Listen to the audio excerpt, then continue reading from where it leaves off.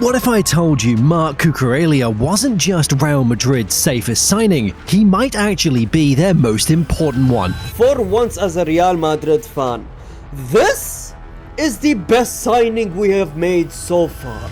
That sounds crazy when you remember where he was just a couple of years ago. Chelsea fans questioned him. Because when he first went to Chelsea, he didn't play particularly well. The Chelsea fans didn't like him, he got better and better. Pundits doubted him. Almost nobody expected Real Madrid to spend 60 million euros on him. Then came the 2026 World Cup. Spain conceded just one goal all tournament, and Cucurella became one of the defensive leaders behind one of the most dominant World Cup winning teams we've ever seen. But the World Cup wasn't what convinced José Mourinho. It simply confirmed everything he already believed. Now, Cucurella, he's just a pest, bro. I think he's a pain in the ass. I think any team in the world is lucky to get him. By the end of this video, you'll understand why Mourinho valued Marc Cucurella more than almost any other signing, and why this transfer could define the next era of Real Madrid. He's good enough to play for Real Madrid, yeah. Good enough to play with Mbappe, oh no doubt. Good enough to elevate that back line at Real Madrid. Yeah.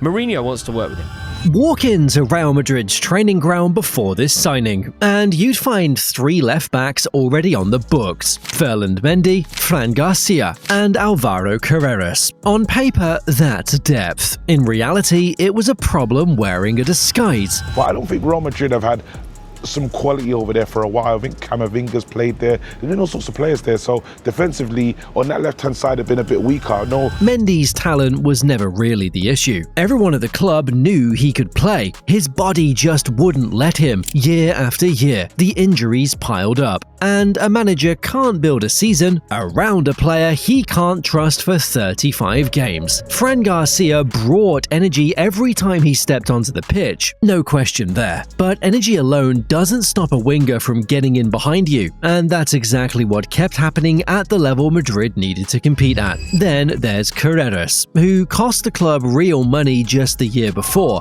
He still hadn't done enough to convince anyone in the building that he was a long-term starter. Not a bad player, just not the answer. Uncomfortable. Carreras has been so easy to play against, bro. Seriously. Mendy's never fit. Mendy's a good left back, but he is never fit.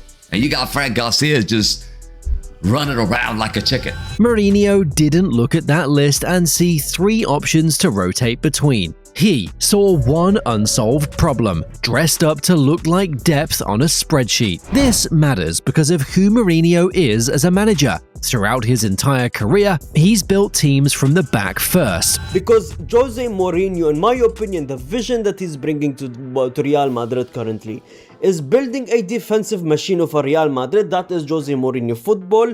He focuses a lot on defense. His fullbacks have always needed to defend one-on-one without panicking, because his systems ask defenders to win individual battles, not just hold a shape and hope for the best. That's been true at Chelsea, at Inter, at every club he's managed. So what was he actually looking for at left back? Aggression in duels, someone who wins the ball back instead of waiting for help, a willingness to overlap and support the attack when the moment calls for it, and maybe most importantly, a player who doesn't need constant tactical instruction, someone who reads the game on his own. That description didn't fully match Mendy, Garcia, or Carreras. Not one of them checked every box Mourinho needed checked. But somewhere else in Europe, there was a player who matched that profile almost exactly, and getting him wasn't going to be as complicated as it should have been.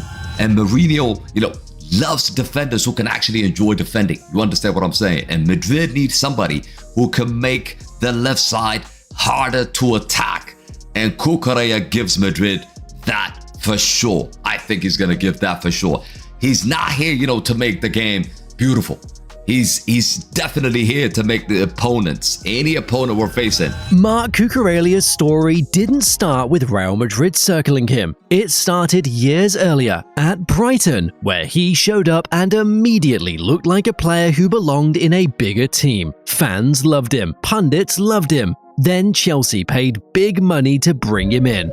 And things went sideways fast. His first year at Stamford Bridge was rough. You know, when he first started at Chelsea, I didn't rate him. I said, "How much did you pay for him?" I was like, Chelsea, like, how much did you pay for this guy? You bought him from Brighton, and you paid an exorbitant amount of money." And not in a quiet way. Chelsea fans booed him during games. Pundits called him a mistake. There were stretches where it looked like the transfer fee alone was going to define his career, and not in a good way. A lot of players don't recover from that kind of start. The confidence takes a hit, and it shows on the pitch. Cucurella didn't fold though. He rebuilt himself under different managers, one system at a time, until the version of him that showed up in year 3 barely resembled the guy getting jeered 2 seasons before. First, people weren't sure, but he was brilliant at Brighton, up to his levels, where he brilliant at Brighton, went to Chelsea, kind of wasn't performing how we saw him perform at Brighton,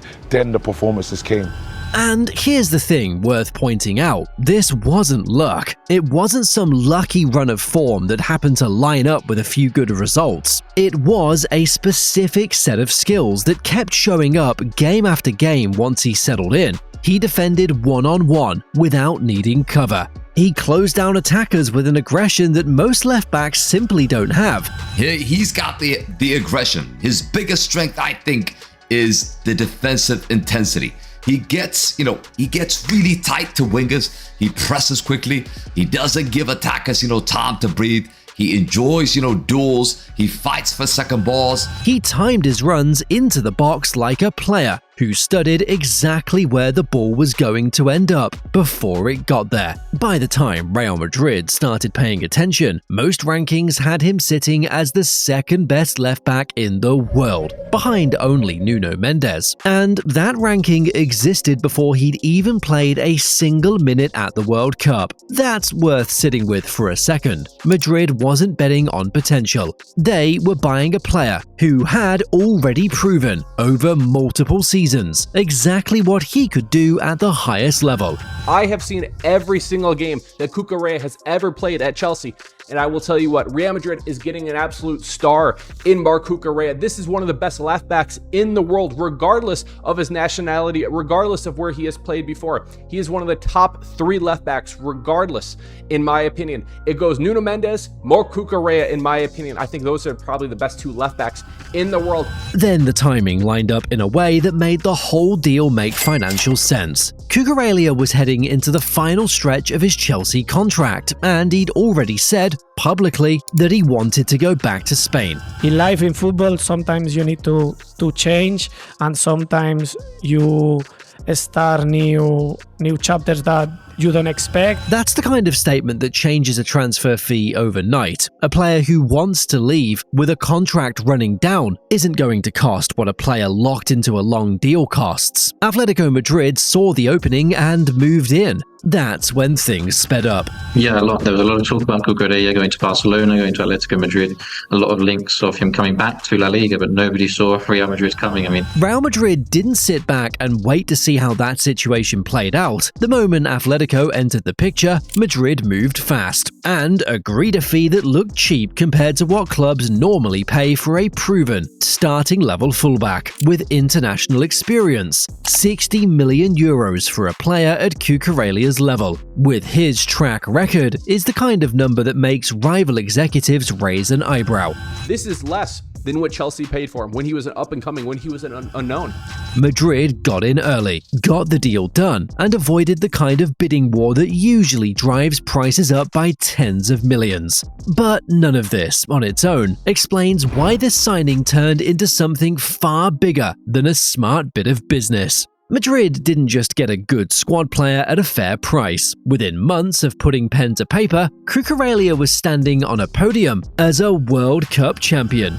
The fact that they signed Cucurella before the World Cup started, definitely was huge. Because I think if they had tried to sign him after the World Cup, after the campaign he had, Chelsea would have been like, listen, pay up, man. This guy's a World Cup champion. 300 million. Spain didn't just win the 2026 World Cup. They did something no champion in the history of the tournament had ever done. Across every single match, group stage through the final, they conceded exactly 1 goal. 1. That's not a dominant defensive run, that's a historic one. And Cucurella was on the pitch for almost every second of it. He started every match Spain played, 750 minutes on the field across the tournament. 12 clearances, 5 interceptions, a 92% passing accuracy from a fullback position, which for context is the kind of number you'd expect from a centre-back playing it safe, not a player constantly pushing forward and getting back in time to defend. And he wasn't just sitting deep and clearing balls all tournament. Against Austria in the round of 32, he set up 2 goals. 2 assists from a left-back in a knockout game is not what a purely defensive player does. Is there one player in particular that stood out for you today in the performance? Obviously, I think Cucurella again. It was sometimes was inside, Baina was outside in terms of dictating when to go wide, when to put crosses, when to wait for the ball. If there was no people in the box, I think he read the game very well. That's a player influencing the game at both ends of the pitch, which is exactly the kind of profile Mourinho has always wanted at fullback. Then came the final, Spain against Argentina, and Cucurella played all 120 minutes. Extra time, full match, no substitution, helping shut down a front line that had Lionel Messi still causing problems for defenses half his age. Spain won it 1-0. Cucurella was on the pitch defending that lead until the final whistle. Here's the part that matters most for Real Madrid. They didn't sign him because of any of this. The deal was done before the World Cup started. Madrid made the calculation on what they'd already seen over the previous seasons. The defending, the aggression, the timing on his runs. And the tournament just confirmed they got the read right. This wasn't validation after the fact. It was proof that Mourinho's scouting had been accurate the whole time. That seems to be what's coming, is that José Mourinho has really pushed for this being kind of a problem position for Real Madrid, and he wanted it sorted quickly. We've already seen Denzel Dumfries is expected to sign Ibrahima Konate, so a lot of work going into that defensive unit for Real Madrid. And Cucurella kind of very much fits into that role of a Mourinho player who can be a player who's a bit of a nuisance, a player with lots of energy, but who more than anything is defensively strong and reliable. And that's the exact profile Mourinho has chased his entire managerial career. A fullback who's proven under real pressure, aggressive without needing to be told what to do, comfortable in games where one mistake ends the tournament. Cucurella didn't just fit that description, he lived it on the biggest stage in the sport, months after Real Madrid had already bet on him. Real Madrid didn't just patch a hole in the squad, they added a starter who hit his absolute peak at the exact moment the club needed him to. Bro, you're bringing in a starter for the Spanish national team that is known for just pissing people off and getting under their skin. Real Madrid, I'm telling you, Perez, Mourinho, they are assembling an army. These guys are not messing around this upcoming season. That's the whole story of Mourinho's calculation. Spot the gap before anyone else admits it exists, move before the price climbs out of reach, and let the results do the arguing afterward. Cucurella walked into the Bernabeu as a World Cup winner before he'd played a single competitive minute for the club.